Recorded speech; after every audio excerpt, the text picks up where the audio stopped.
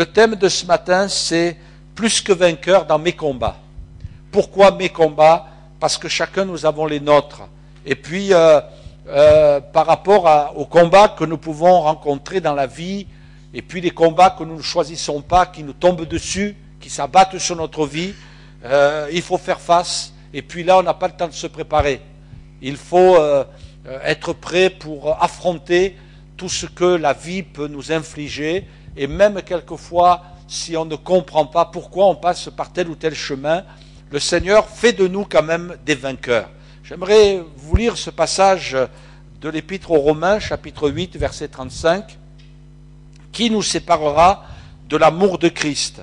Sera-ce la tribulation, l'angoisse, la persécution, la faim, la nudité, le péril ou l'épée ?» Alors là, il y a toute une panoplie de souffrances, de combats que nous pouvons rencontrer. Les tribulations, l'angoisse, la persécution, la faim, la nudité, le péril, l'épée. Selon qu'il est écrit, c'est à cause de toi qu'on nous met à mort tout le jour, qu'on nous regarde comme des brebis destinées à la boucherie. Mais dans toutes ces choses, nous sommes plus que vainqueurs par celui qui nous a aimés. Car j'ai l'assurance que ni la mort, ni la vie, ni les anges, ni les dominations, ni les choses présentes, ni les choses à venir, ni les puissances, ni la hauteur, ni la profondeur, ni aucune autre créature ne pourra nous séparer de l'amour de Dieu manifesté en Jésus-Christ, notre Seigneur. Amen. Gloire à Dieu. Dans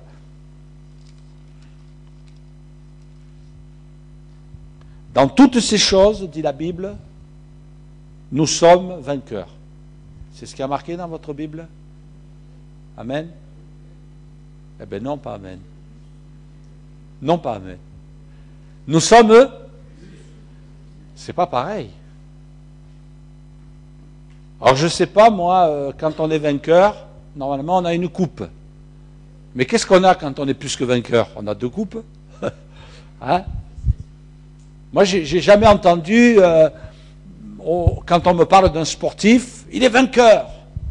Celui-là, il n'est pas vainqueur, il est plus que vainqueur. Jamais on emploie cette expression. Et puis, la Bible dit, nous sommes des vainqueurs. Quel que soit le chemin par lequel nous passons, même quelle que soit l'issue, quelle que soit l'issue de l'épreuve, quel que soit l'état dans lequel nous allons finir, nous sommes plus que vainqueurs. Qu'aux yeux des hommes, nous sortons vainqueurs, qu'aux yeux des hommes, nous sortons vaincus, la Bible dit nous sommes plus que vainqueurs. D'ailleurs, nous le voyons au sujet de Jésus. Jésus est mort sur la croix et certains ont dit ça y est, on a gagné. Mais ils n'ont rien gagné du tout. Rien. Jésus a été vainqueur. Et pourtant, quand on voit dans quel état il est sorti de la croix, on s'imagine que c'était pas facile pour lui. Et puis pour ceux qui voyaient ce corps rempli de plaies, sanguinolent, mais la Bible dit qu'il était plus que vainqueur lui aussi. Il a triomphé. Et la Bible dit qu'il a dépouillé les dominations en triomphant d'elles. Il a triomphé, notre Seigneur, en triomphant d'elles. Et mes frères et sœurs, quelle que soit la manière dont nous allons sortir de l'épreuve, des difficultés, des problèmes, des combats que nous devons engager dans notre vie, la Bible dit nous sortirons plus que vainqueurs. Et ça, c'est pas moi qui le dis, c'est la parole de Dieu. Parce que moi, ce que je peux vous dire ce matin n'a pas de pouvoir. Mais quand c'est Dieu qui le dit, c'est pas la parole du pasteur, c'est la parole de Dieu. Moi, je le crois par la foi, même si dans ma réflexion à moi, je me dis, oh là là, dans cette situation, je ne vais pas sortir vainqueur. Mais la Bible dit, nous sommes plus que vainqueurs, parce qu'il est là, parce qu'il nous aime, parce qu'il prend soin de nous, parce qu'il marche avec nous, parce que nous ne sommes pas seuls. D'ailleurs, le mot plus que vainqueur vient du grec hypernikao, qui, donc pour vous dire vraiment que ce n'est pas une traduction légère qui nous est adressée, donc c'est un mot qui est composé en fait de deux mots, ou de deux expressions, hyper qui veut dire plus que, qui a donné naissance à hyper, et puis Nikao qui veut dire vainqueur. Il est clair que quand il est écrit ici, nous sommes plus que vainqueurs, c'est le mot hyper Nikao qui est employé. Alors, comment avancer vers ce chemin de la victoire? Et vous voyez-vous, il y a un livre de la Bible qui est un livre de conquête, un livre de victoire, un livre où Dieu fait entrer tout son peuple dans les promesses. Vous avez compris, c'est le livre de Josué. Et puis, j'ai voulu chercher pour vous ce matin et pour moi ce qui a fait d'eux des vainqueurs et des plus que vainqueurs. Ce qui a fait d'eux des hommes et des femmes qui allaient conquérir les terres de Canaan. Et puis nous aussi, depuis le baptême, nous sommes sur le chemin de victoire. La Bible dit que nous marchons de progrès en progrès. Nous combattons pour aller vers des victoires. Et puis même Paul dira, j'ai combattu le bon combat de la foi, arrivé à la fin de sa vie. Et qu'est-ce qu'il dira? Désormais la couronne de justice m'est réservée. Et la couronne, vous le savez, elle est mise sur la tête des vainqueurs. À cette époque-là, c'était comme ça. Quand il y avait des Jeux Olympiques, on mettait une couronne de laurier. Il n'y avait que ça. Il paraît même que certains, j'ai lu ça, on leur mettait une couronne de persil sur la tête. Hein? En principe, le persil, on le met dans les naseaux des cochons, hein, une fois qu'on leur a coupé la tête. Alors bon, peut-être ils y ressemblent un peu. Non, allez, je vais être gentil. Hein. Hein? Il y en a certains, c'était des couronnes de laurier, d'autres, c'est des couronnes de persil. Et voyez-vous, quand Paul il dit désormais la couronne de justice m'est réservée, et non seulement à moi, mais à tous ceux qui auront aimé son avènement, alors ce matin, sachez une chose, c'est que quand vous allez arriver dans le ciel, on va tous avoir une couronne. Amen. Et là, je peux vous assurer que ce n'est pas une couronne de laurier. C'est une couronne avec toutes sortes de perles. Même mon pasteur avait l'habitude de me dire, quand je faisais une bonne action, il me disait, ah ben tu as une perle de plus sur ta couronne. Ah, vous la voyez la perle? Vous ne la voyez pas encore, hein? Mais vous la verrez dans le ciel. Hein? Alors il y en a certains, ils vont avoir une couronne avec une rangée de perles. Il y en a d'autres, ça sera un building, parce qu'il y aura plusieurs rangées les unes sur les autres. Mais vous savez, la couronne, on ne va pas la garder longtemps. Hein? Eh ouais. Il va falloir la donner à votre pasteur. Non. La Bible dit que cette couronne, on va la jeter aux pieds du Seigneur, en disant, c'est toi qui es digne de recevoir la louange, l'honneur, l'adoration. Et c'est vrai que tout l'honneur sera pour lui, parce qu'après tout, si sur ma tête j'aurais pu avoir cette couronne, c'est parce que lui, eh bien, m'a donné de marcher en vainqueur. Amen. Et puis, ça va être merveilleux. Dieu fait de nous des vainqueurs. Mais des vainqueurs sur la terre, c'est peut-être pas forcément facile. Et la couronne, on ne l'a pas encore. Et puis, on s'aperçoit que quelquefois, tant que nous sommes sur la terre, eh bien, il y a des blessures, il y a des meurtrissures, il y a des déceptions. Il y a des moments qui ne sont pas évidents. La première des choses que je vois dans le livre des conquêtes, dans le livre de Josué, la première des choses, on va lire ensemble, Dieu va dire à Josué, Josué chapitre 1 verset 8, que ce livre de la loi ne s'éloigne point de ta bouche, médite-le jour et nuit, pour agir fidèlement selon tout ce qui est écrit, car c'est alors que tu auras du succès dans tes entreprises, c'est alors que tu réussiras. Que ce livre de la loi, voyez, on comprend que tant que nous sommes sur la terre, il y a des conditions. Et Dieu nous dit, remplis-les.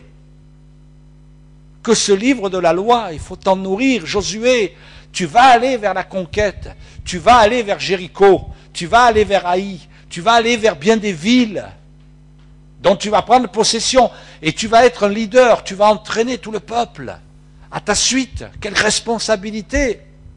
Mais Dieu dira, tu veux réussir, tu veux avoir du succès quelque part, tu veux triompher, tu veux être vainqueur, tu veux être plus que vainqueur, Alors Josué, il y a une condition. Tant que nous sommes sur la terre, il y a des conditions. C'est les conditions de l'obéissance, de la fidélité, que ce livre de la loi.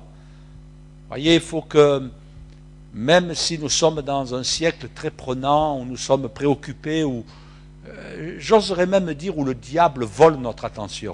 Vous n'avez pas remarqué? Le diable veut voler notre attention. Par toutes sortes de choses qui voudraient nous absorber, nous polariser. Le Seigneur nous dit, plonge tes regards dans la loi parfaite. Ça veut dire qu'il y a des moments, il faut fermer les yeux aux choses de cette terre. Et même le Seigneur dira, tu vas entrer dans ta chambre. Il y a des moments, il faut s'enfermer avec le Seigneur. Et là, que ce livre de la loi, que la parole de Dieu, parce qu'elle est une source de victoire, elle est une source de succès. Médite-la jour et nuit, jour et nuit. Oh Seigneur, moi la nuit je dors. Eh bien oui, vous savez, je crois qu'il y a des réflexes à adopter dans la vie chrétienne. Parce que celui qui veut nous en faire découdre, c'est le diable. Mais ripostez spirituellement en face de lui. Parce que le diable veut vous amener à vous révolter contre Dieu. Le diable veut vous amener à dire, oh ben le Seigneur m'a abandonné. Mais Seigneur, t'es passé où? Et pourquoi, Seigneur, il m'arrive ceci? Et pourquoi il m'arrive cela? Ça, c'est l'adversaire qui veut produire ces raisonnements. Quand vous n'arrivez plus à dormir la nuit, vous savez ce que vous faites? Quand vous sentez que vous êtes attaqué la nuit, levez-vous. Allez lire la parole de Dieu. Allez prier. Moi, il m'est arrivé de passer par des périodes assez troublées et de me réveiller la nuit. Et vous savez, je pense que ça vous est tous arrivé. Vous vous réveillez la nuit et après vous commencez à penser. Vous n'arrivez plus à dormir. Vous restez 1 heure, 2 heures, 3 heures. Et quelquefois, vous ne vous rendormez pas. Mais vous savez ce que je faisais? Je disais à l'ennemi, ah, tu viens m'attaquer pendant la nuit. Hein? Eh bien, vous savez ce que je faisais? Je me levais, j'allais prier, j'allais lire ma Bible. Jusqu'au jour où l'ennemi, il a compris qu'il ne fallait plus me réveiller la nuit, parce que j'étais dans le combat. Et dans le combat, l'ennemi, eh bien, il reçoit des coups. Hein? Et quand l'adversaire veut vous amener à vous révolter, vous savez ce que vous faites? Louez Dieu. Merci Seigneur, je ne sais pas pourquoi. Et peut-être même il y a des larmes qui vont couler de vos yeux. Je ne sais pas pourquoi, Seigneur, je souffre. Je ne sais pas pourquoi je suis dans l'épreuve. Seigneur, je ne sais pas. C'est vrai que ma nature charnelle voudrait m'amener à me révolter contre toi. Mais Seigneur, je vais te louer et te bénir de tout mon cœur. Et même dimanche matin, je vais te célébrer au travers des chants. Je vais célébrer ta gloire. Je vais bénir ton beau nom. Oh, quelle revanche! Que ce livre de la loi ne s'éloigne pas. Que ce livre de la loi ne s'éloigne pas, et même qu'il ne s'éloigne pas de ta bouche, c'est-à-dire la confession. Vous savez que c'est important la confession? Si vous dites par votre bouche, ah ben cette fois-ci je ne vais pas m'en sortir, mais tu ne vas pas t'en sortir, parce que tu l'as confessé. Si tu dis, oh, dans cette épreuve, c'est trop dur. Pense-le, mais ne le dis pas. C'est déjà pas bien de le penser. Mais la pensée, ce n'est pas le fait de confesser. La confession, c'est une étape de plus. Ne dis pas n'importe quoi. Il y a des paroles, moi j'entends des gens, quelquefois, ils disent des paroles. Ne dites pas des choses comme ça, c'est pas beau. Ne le confessez pas. Tu as le droit de te laisser atteindre dans tes pensées, mais ne le confesse pas. Et même si tu sens dans ta tête que tu te dis au fond de toi, cette fois c'est fichu pour moi, eh bien tu dis, Seigneur, je te bénis parce que tu vas m'en sortir. Même si c'est contradictoire avec ce que tu penses, ce que tu dis avec ce que tu penses. Non pas que tu es en contradiction, mais que tu es en train de mettre en opposition ce que tu déclares par la foi avec ce que tu es en train de penser. Comprenez ce que je veux dire? Moi, je ne veux pas laisser mes pensées dicter ma vie. Médite la parole. Laisse la parole de Dieu te conduire. Laisse Dieu guider tes pas. C'est par ce moyen-là que Dieu va faire de toi un vainqueur. La deuxième chose que Dieu va dire à Josué, c'est d'être courageux. C'est le thème. Regardez cette image, moi je trouve que c'est courageux. Qu'est-ce que vous en pensez? Ça, c'est un chat courageux.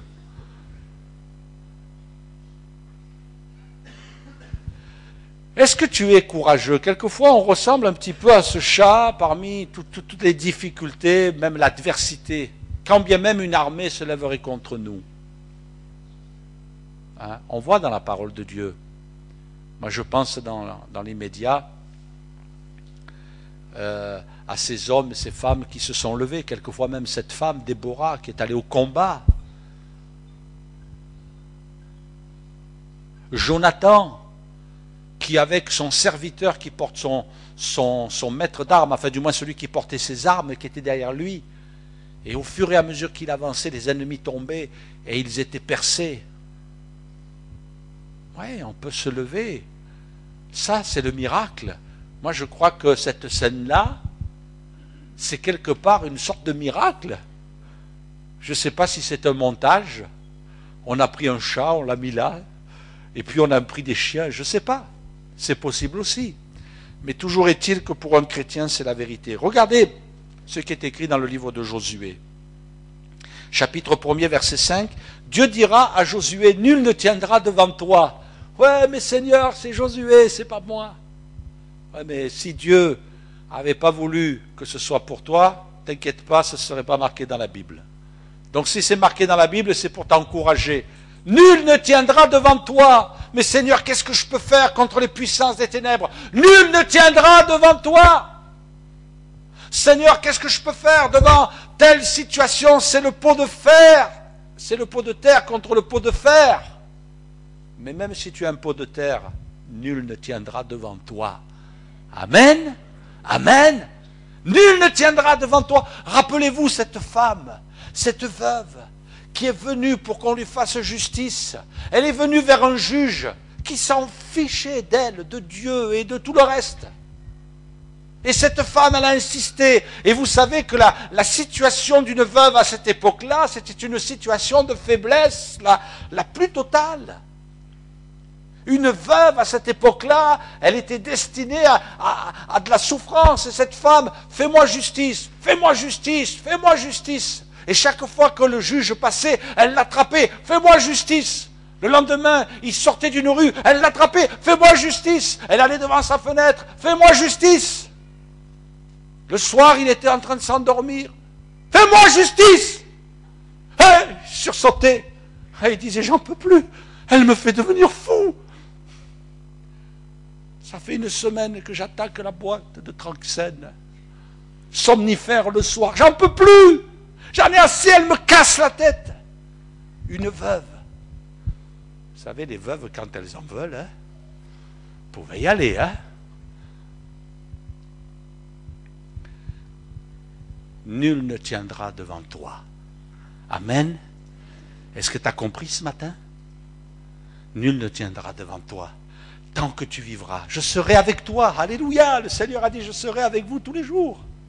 Jusqu'à la fin, comme j'ai été avec Moïse, je ne te délaisserai point, je ne t'abandonnerai point, fortifie-toi, prends courage, car c'est toi qui mettras ce peuple en possession du pays que j'ai juré à leur père de leur donner.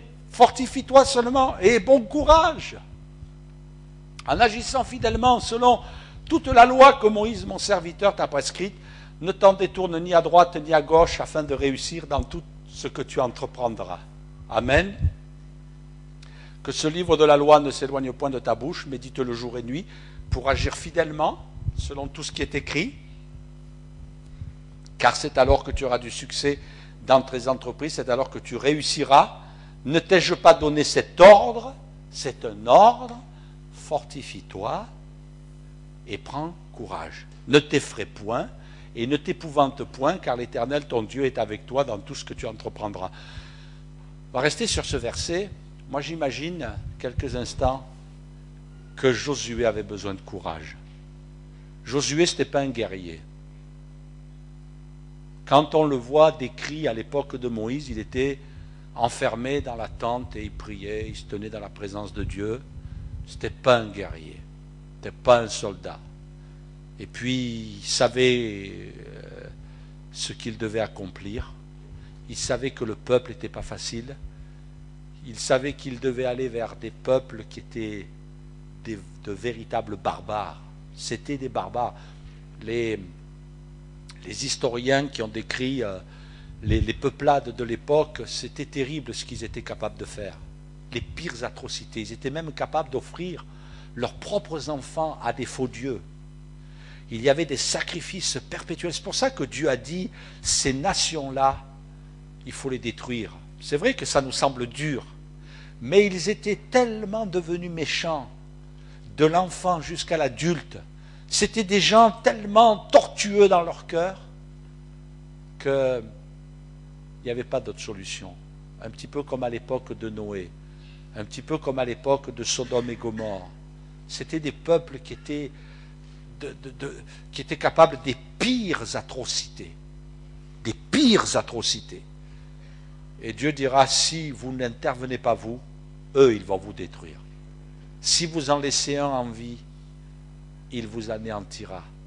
Ils étaient en contact direct avec les démons, avec les puissances du mal. Et Dieu est amour. Mais quand il y a des moments où Dieu agit radicalement, ça peut nous surprendre, mais faites confiance à Dieu. Il sait ce qu'il fait. Dieu ne veut pas que le pécheur meure. Il ne veut pas que le méchant meure. Mais il veut qu'il se repente. Mais là, il n'y avait pas de possibilité pour ces gens-là. Et puis Dieu a dit à Josué, qui lui était un homme de Dieu, il faut que tu sois courageux, il faut que tu sois fort, tu vas te trouver devant des colosses, des géants. Et d'ailleurs, il y avait eu ce rapport qui avait été fait. Il y a des géants. Il y a des géants.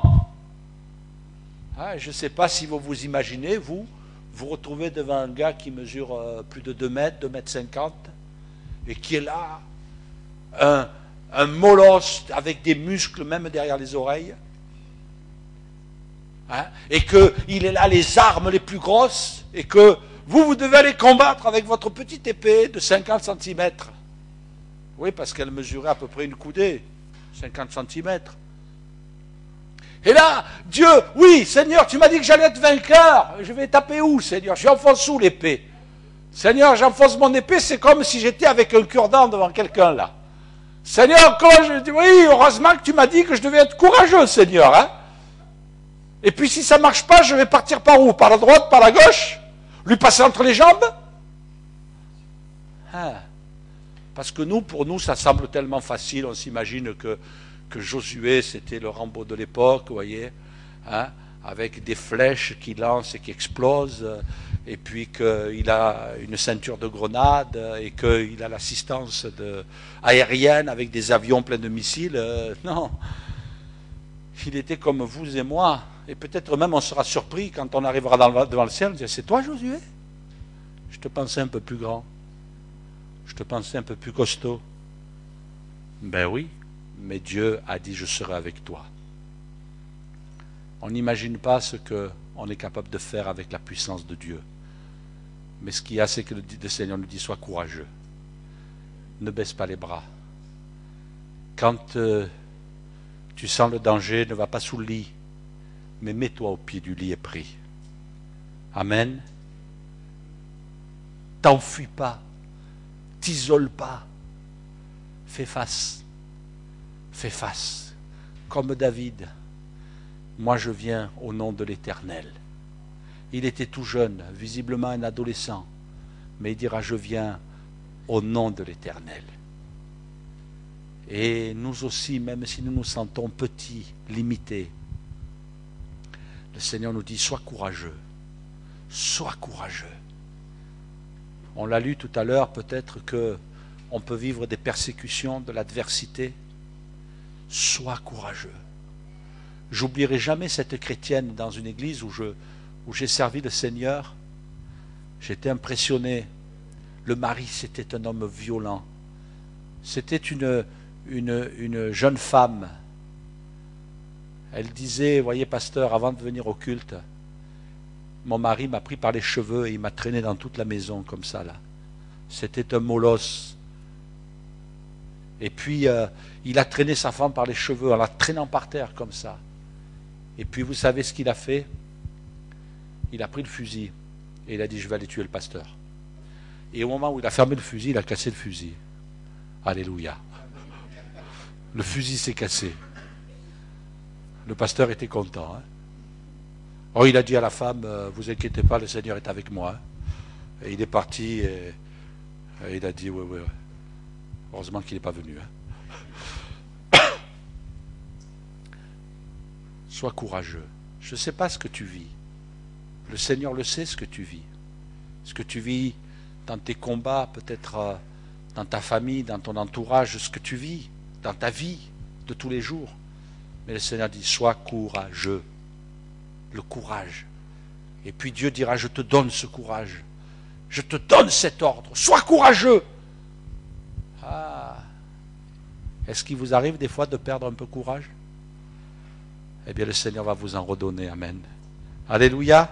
Il va vous redonner du courage parce qu'il est fidèle.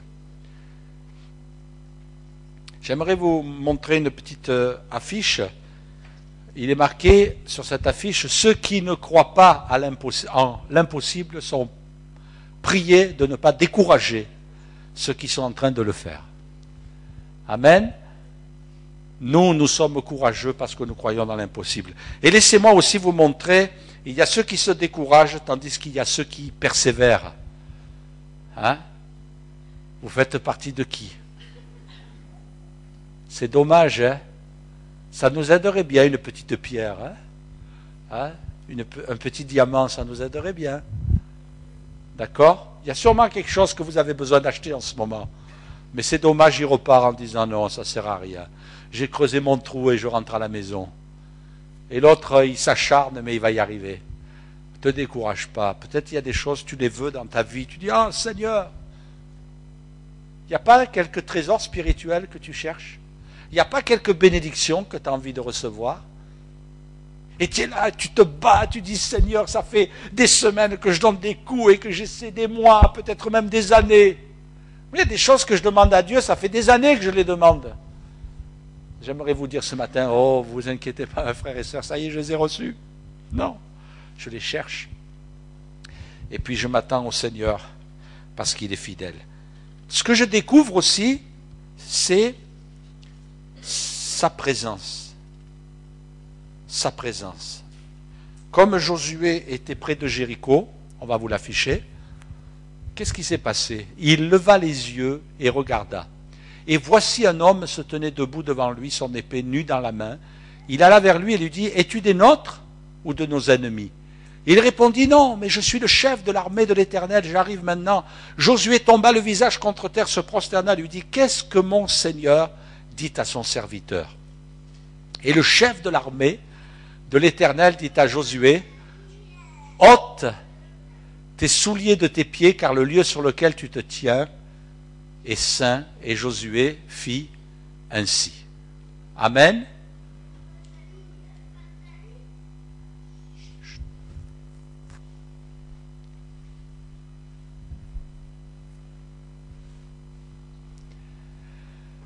La présence de Dieu. Il n'a pas perdu son temps, Josué. Juste, il allait s'occuper de Jéricho. J'imagine Josué qui est là et qui se dit, ça y est, on va aller vers la première ville. Et là, il est allé à un endroit et il regarde la ville de Jéricho. Et il se dit, mais comment je vais me débrouiller dans cette affaire-là? Comment ça va se passer? Ça vous est jamais arrivé? Moi, ça m'est arrivé de dire, mais comment ça va se passer dans cette affaire-là, Seigneur? Comment, je ne vois pas comment tu vas t'y prendre là. Je ne vois pas. La présence de Dieu. Et puis, il y avait l'ange de l'Éternel qui était là, le chef de l'armée de l'Éternel qui était là. Et il a passé un moment dans la présence de Dieu. Oh, je suis sûr que Josué avait envie de dire, Seigneur, je veux rester là. Je suis bien dans ta présence, Seigneur. Envoie quelqu'un d'autre à Jéricho. Allez, s'il te plaît, Seigneur. Moi, je reste dans ta présence. Hein? On aimerait quelquefois que les cultes, ça dure toute la semaine. On est bien, Seigneur. Mais lundi matin, il va falloir reprendre toutes les activités.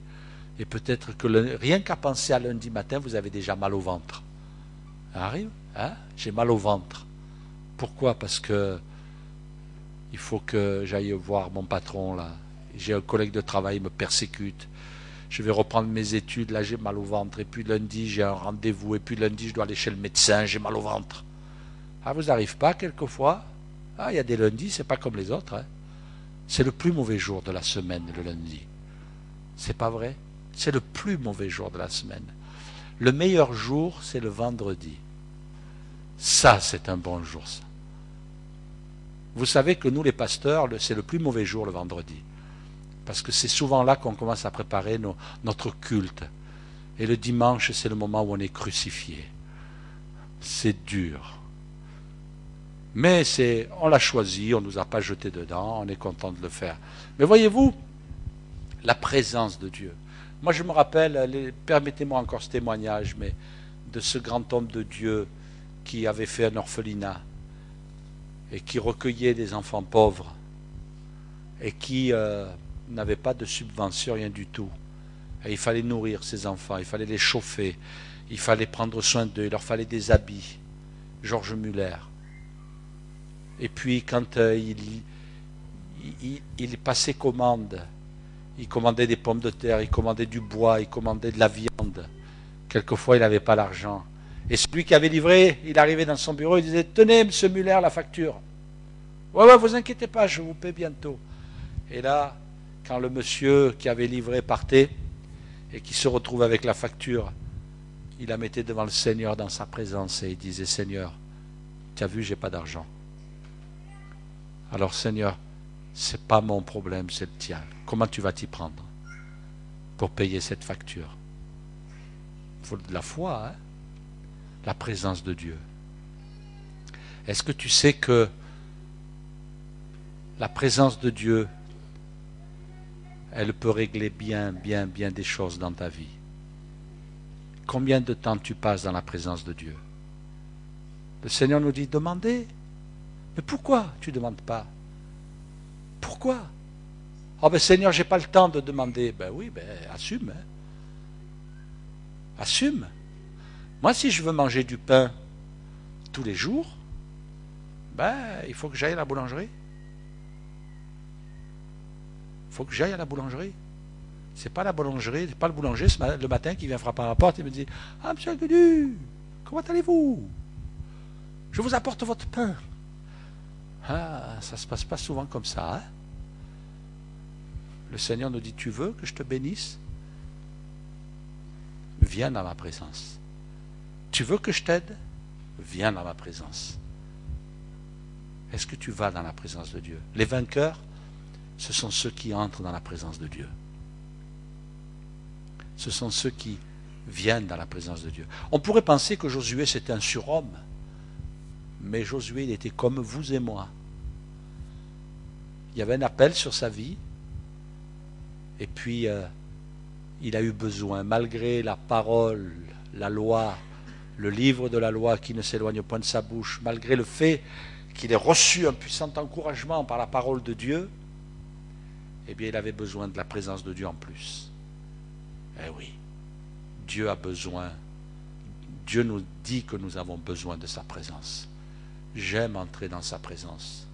J'aime venir dans sa présence. Ce matin, vous êtes venus dans sa présence. Les dimanches matins, vous venez dans sa présence. Mais il y a d'autres jours aussi où il faut venir dans sa présence. Parce que c'est la présence de Dieu qui fait la différence de tout. Amen. Nous le savons. Parce qu'autrefois, on était des religieux. Maintenant, nous sommes des enfants de Dieu. Et aujourd'hui, on n'effleure pas Dieu. On entre dans sa présence. Et je termine avec un dernier point. Après être dans la présence de Dieu, moi ce que je découvre aussi, et toujours dans le livre de Josué, dans le livre des vainqueurs, c'est que Dieu nous appelle à savoir nous relever de nos échecs. Ben oui, ça peut paraître un petit peu surprenant, se dire, mais pasteur, un vainqueur, est-ce que ça va avec le mot échec? Mais bien sûr, bien sûr. Un jour, Josué, avec le peuple, se trouve devant la deuxième conquête qui était la ville d'Aï. Il y a eu Jéricho, les murailles, vous connaissez l'histoire des murailles de Jéricho. Et ensuite, il y a une deuxième ville, c'est Haï. Bon, là, c'est même pas besoin qu'on y aille tous. Hein. on va en prendre quelques-uns, on va y aller. Et ils se sont pris une raclée, mes amis. Ils se sont pris une dérouillée. Et là, qu'est-ce qui s'est passé? Alors Josué ne comprend plus rien. On va lire ensemble. Josué déchira ses vêtements et se prosterna jusqu'au soir, le visage contre terre devant l'arche de l'Éternel, lui et les anciens d'Israël, et se couvrirent la tête de poussière. Ça ne devait pas être beau, hein? Les vêtements déchirés, dans la présence de Dieu, ils étaient par terre, la tête couverte de poussière. Vous imaginez un peu le spectacle? Josué dit, ah Seigneur éternel, pourquoi as-tu fait passer le Jourdain à ce peuple pour nous livrer entre les mains des Amoréens et pour nous faire périr? Oh, si nous eussions su rester de l'autre côté du Jourdain. De grâce, Seigneur, que dirais-je? Heureusement, hein? Heureusement qu'il s'est repris. Hein? De grâce, Seigneur, que dirais-je après qu'Israël a tourné le dos devant ses ennemis? Les Cananéens et tous les habitants du pays l'apprendront, et ils nous envelopperont et nous feront disparaître notre nom de la terre. Que feras-tu pour ton grand nom? Le Seigneur l'a laissé parler. Et puis il nous est dit, l'Éternel dit à Josué, lève-toi. Pourquoi restes-tu ainsi couché sur ton visage? Israël a péché. Ils ont transgressé mon alliance que je leur ai prescrite, et ils ont pris des choses dévouées par interdit, et ils les ont dérobées et ont dissimulées, et ils les ont cachées parmi leurs bagages. Moi j'aime bien ce passage où le Seigneur dira, lève-toi. Pourquoi restes-tu ainsi couché sur ton visage? Le Seigneur pourrait nous regarder, nous dire, allez, lève-toi. Pourquoi restes-tu là, dans ton échec? Pourquoi restes-tu étalé par terre? Lève-toi. Allez, Josué, lève-toi. Va changer tes vêtements, va te laver le visage. Lève-toi, reste pas comme ça. Il a eu le bon réflexe, il s'est mis dans la présence de Dieu. Bon, il a failli sombrer parce que il est entré dans le murmure. Ah Seigneur, pourquoi nous as-tu fait passer le Jourdain? Voyez. Après, ah, que dirais-je? Heureusement, oh là là, il a failli la catastrophe. Hein? Parce que vous savez que le peuple, à cause de ses murmures, il a tourné 40 ans dans le désert. Mais il s'est repris. Et là, tout de suite, la foi a repris le dessus. Heureusement, ça va, il est en bonne santé spirituellement. Et puis Dieu lui a dit, lève-toi. Est-ce que vous savez vous relever de vos échecs? Est-ce que vous pensez qu'être vainqueur, c'est marcher sur le chemin de la victoire, quoi qu'il en soit? Non, parce que Dieu avait des choses à apprendre à Josué. Josué, il y va. Oh, on va vers Haï. Mais peut-être qu'avant d'aller, il était bon de se tenir de nouveau dans la présence de Dieu. Ce qui a assuré la victoire de Josué pour Jéricho, c'est que d'abord, il était dans la présence de Dieu. Je ne veux pas faire les choses par moi-même, j'y arriverai pas. Mais je veux les faire avec l'aide de Dieu. Les petites choses, tu ne peux pas les faire par toi-même. Il n'y a rien que tu puisses faire par toi-même. Jésus a dit, sans moi, vous ne pouvez rien faire. Il n'a pas dit, vous pouvez faire les petites choses. Non, sans moi, vous ne pouvez rien faire. Rien, rien et rien. Si tu fais les petites choses dans ta vie et tu te dis, je vais les faire tout seul, tu vas vers l'échec. Parce que même les petites choses que Dieu te confie, il faut que tu les fasses en comptant sur lui. Et quand bien même tu vis des échecs, ce n'est pas la fin. Mais tu peux te relever et tu vas continuer. Je ne crois pas qu'il y ait des croyants qui étaient à l'école de Dieu, et nous le sommes toute notre vie, qui n'aient jamais vécu d'échec. Moi, j'aime lire des livres qui relatent l'histoire d'hommes de Dieu, mais des vrais livres, pas des biographies pour glorifier les gens, vous savez. Non, mais des vrais livres qui parlent de la vie de certains hommes, et de certaines femmes aussi. Et puis je peux vous dire qu'ils sont passés par des moments d'échec. Et des fois, ce n'était pas un jour, Ce n'était pas une semaine, des fois c'était des mois. J'ai lu l'histoire d'un homme qui a été un instrument de Dieu en Argentine pour le réveil. Il était destiné à mourir, cet homme-là. Il était dans les hôpitaux. Il était amaigri, c'était un squelette, la peau sur les os. Et puis les médecins disaient, il n'y a rien à faire. Il entrait dans les hôpitaux, il sortait. Et il disait, mais Seigneur, pourquoi je vis ça? Et qu'est-ce que c'est tout ça? Et je ne comprends pas, Seigneur, sur ma vie, il y a un appel. Et je ne comprends pas. Et il était là constamment. Et un jour, Dieu l'a relevé. Et Dieu l'a envoyé. Et il a été un instrument entre les mains de Dieu. Si tu savais ce matin, alors que tu es peut-être assis encore, tu dis, je suis tombé, je reste par terre. Et le Seigneur pourtant te dit, lève-toi. Ça faisait partie de ma formation. Ça faisait partie de mon enseignement. Tu es tombé, tu te retrouves là, tu as vécu un échec et tu n'arrives pas à te relever. Mais relève-toi parce que c'est moi qui te le dis. Et quelquefois on se relève, on se remet à partir et on retombe. On dit, mais Seigneur, tu vois, je te l'avais dit. Tu vois, tu ne me crois pas. Je t'ai dit que ça ne marcherait pas. Mais le Seigneur nous dit, de nouveau, lève-toi et continue. Alors on se lève et on continue. Peut-être ce matin, tu es étalé au sol. Mais les champions, selon Dieu, ce sont des gens qui aussi ont connu des échecs. Parce que pour arriver à la victoire, le Seigneur nous fait passer par des échecs. Tu sais pourquoi? Jusqu'à ce que tu réalises que la couronne que tu auras sur la tête, c'est parce que c'est lui qui t'a donné la force. Mais que sans lui, tu ne serais jamais arrivé. Et ça, il faut que tu le comprennes. Et ça, il faut que tu le saisisses. Et il faut que tu l'apprennes. Et peut-être que ça va être des moments où je vais me lever, je vais repartir et je vais retomber. Je vais être de nouveau dans l'échec en disant, mais Seigneur, je ne comprends pas, pourquoi? Un jour, j'ai lu l'histoire aussi de Luis Palao, un grand évangéliste, et qui disait que dans son équipe qui était en train de bien marcher, et visiblement il en parle souvent, je l'ai plusieurs fois entendu parler de ça. Non, je pense que s'il en parle souvent, que c'est un souvenir cuisant. Ça a dû être terrible pour lui. L'un de ses plus proches collaborateurs s'est tourné contre lui. Et j'imagine, je ne mettrai pas ma main à couper, je ne voudrais pas avoir de problème avec lui, mais j'imagine qu'à ce moment-là, il a dû sombrer dans une profonde dépression. Parce qu'il en parle tellement souvent. Et puis là, il a senti que son équipe était désorganisée. Mais il a quand même continué la course. Il continue à travailler pour Dieu. Il continue à évangéliser dans le monde. Il y a peut-être des moments où tu te retrouves à terre, mais le Seigneur te dit, lève-toi et continue.